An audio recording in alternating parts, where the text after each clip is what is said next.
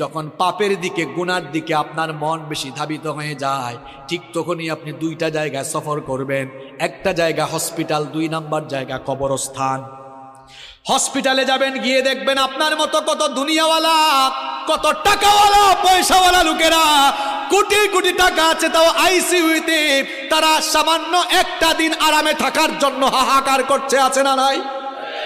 যে কালো টাকার জন্য, অবৈধ টাকার জন্য অন্যায় করছেন, গুনাহ করছেন, হসপিটাল গিয়ে দেখেন কত মানুষের টাকা তারে বাঁচাইতে পারে। একটু পর পর আইসিইউ থেকে লাশ বের হচ্ছে। এরপরে হাসপাতালে যাওয়ার পরেও যদি আপনার দিল নরম না হয়, তাহলে মাঝে মাঝে প্রেমবাগের কবরস্থানগুলোতে ভিজিট করবেন।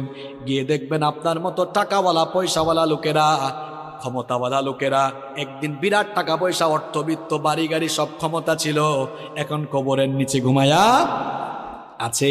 আমরা মনে করি আমাদের